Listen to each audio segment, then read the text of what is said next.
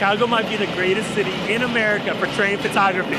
Over the next 10 days, I'll be going on a hunt, not for a photo, but for the most epic photo I could possibly take. To kick things off, a little planning's in order. Finding an epic photo of a train is not something you sort of just leave to chance. After thinking about it, I realized the challenge comes down to just 3 things.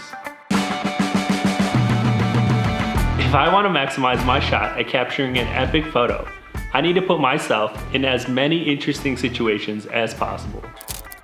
In this video, we'll be exploring some notoriously epic spots for train photography around Chicago. I've marked them here and we'll reveal them as they're captured. The second variable is elevation. The truth is, I have no idea where the best photo is going to be taken from. I might want to be way above the train tracks for an epic shot. Or maybe a worm's eye view under the tracks will be a key vantage point. The final variable is conditions. Because the location can look completely different depending on the time of day and the weather, I'll be throwing in all these types of varieties into the mix. All right, enough talk. Time to explore Chicago.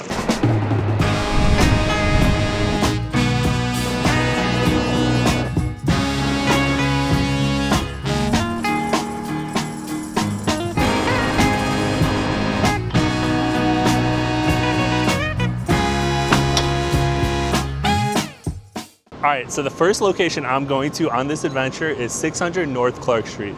Now, here's the story about that spot. So the place I'm about to go to is definitely gonna be interesting, definitely adventurous, because I don't exactly know what's gonna happen. I saw this sick photo online, asked the guy where he was. He hit me with a DM and said, go to 200 North Clark Street, 6th floor, and then just kind of stick your camera out, kind of lean off the ledge like I am here. I'm like, on the 4th floor of the Sears Tower, and so we're gonna walk there and find out. All right, this is 200 North Clark Street. We're gonna go up there, and the idea is the glass panels will offer a reflection down the train tracks. Just gotta figure out how to get in. There's the entrance for the cars.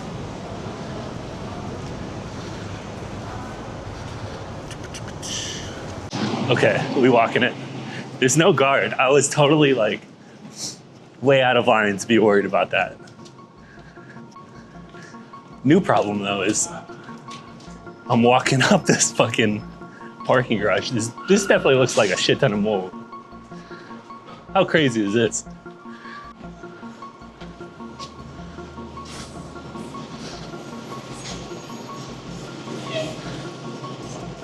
Bro, where is the stairwell?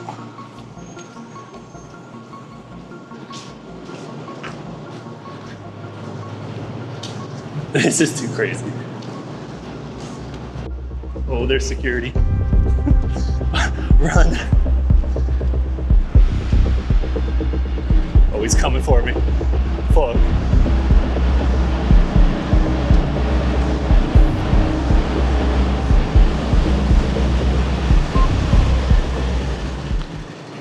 Where's the stairwell? I totally forgot that. Around the corner. Okay, great. On the inside. Okay. He was not having that. I don't know why I just told the security guy which exact floor I was about to go on, but not feeling great about it. He looked at me, he's like, what, are you taking some photos? What am I gonna say, no? Nah, just, I love the counterweight on my hat. Oh my God, I just realized you can't go through the stairs. All right, so here comes the walk of shame down the stairs. I just climbed up 6 flights of stairs, but my concern that some security officer will tell me I can't take photos in a parking garage made me completely deaf to what that guy was saying back there about the stair doors locking from the inside. The adventure at 200 North Clark Street continues. So this is the elevator I need to take, which is hilarious because I just walked out this door and took a right instead.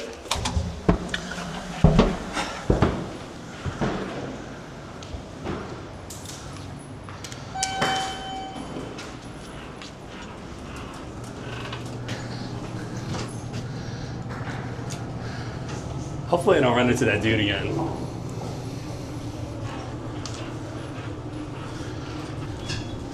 It's hot as fuck. I'm sweating. After arriving on the 6th floor, I knew the view was on the left side of the garage. You think they have this taped off because people like me are doing this shit? Turns out this marked off section wasn't trying to keep people out because, as you're about to see, there's a problem.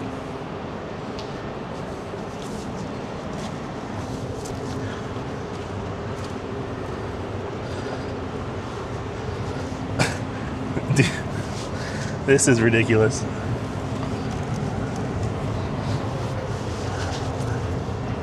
This ain't even possible. There's no way I'm doing this.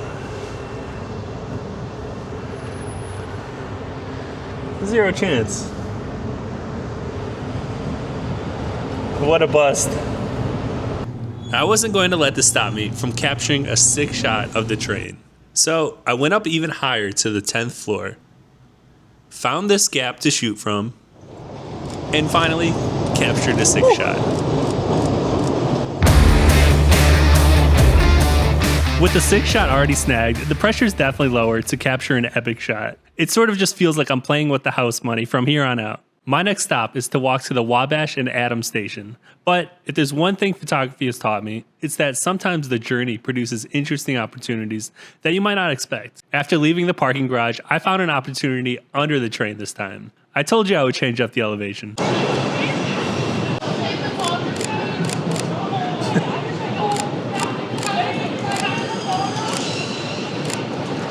Come on, birds.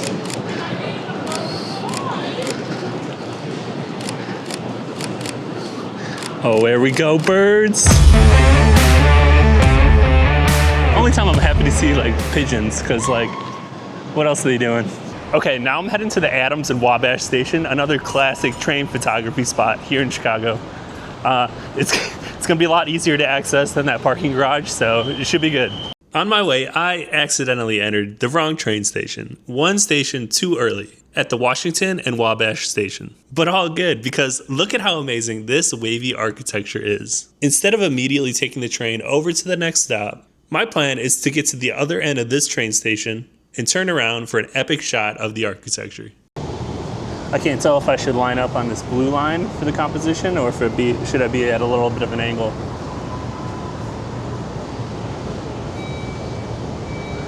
I like the low angle though.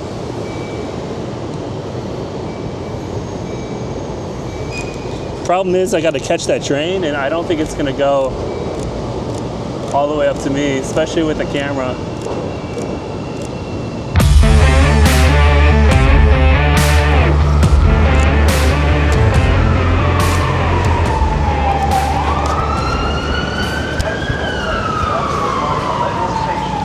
Finally at the Adams and Wabash station.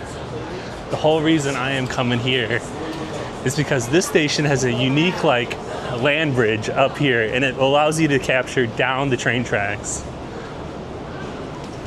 So we're gonna come up and do that.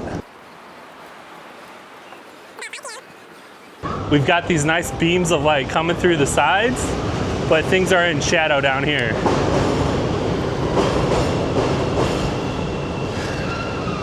I should have brought my tripod so I could do a long exposure.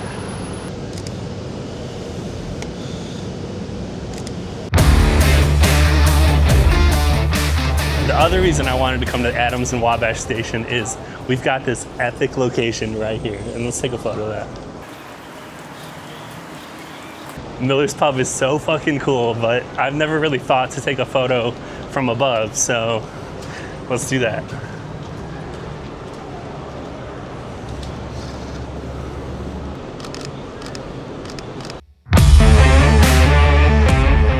I'm not sure how I'm going to top that photo down Wabash Street, but if I'm going to need to chase that sweet, sweet sunset lighting. We're talking golden hour. The next destination is the New Orleans Street Bridge. I'm definitely kind of rolling the dice coming out tonight. It's kind of a high risk, high reward situation. It just got dark super quick. Look at this. Yeah, about that golden hour photo. It was bright and sunny like 5 minutes ago. Despite the conditions being far from ideal, I'm already here, so I might as well make my way to the bridge and take some photos. You can see the sky looks nice, but everything else is in shadow and feels incredibly flat. While taking these photos, I couldn't help but feel defeated. Like there's no way this ends up being an epic shot. Days went by since taking that photo and I wanted nothing to do with it. I didn't want to open it. I didn't want to edit it. I just didn't want to look at it. Eventually, I ended up opening the photo and, well, here it is. How mediocre is this? Wait, sorry, this is my friend's fantasy football team. This is the photo. Bland, boring, uninspiring, right? But what if it could be revived with a little creative edit in Lightroom? Lightroom is open and I'm ready to edit my photo, but I just want to say that normally I don't usually plan the aesthetic of the photo. I just sort of see what comes to me while I'm editing, but this time's a little different. Something crazy happened. Canadian wildfires are raging, showing that smoke plume that goes all the way to the East Coast. That is the hazardous air quality.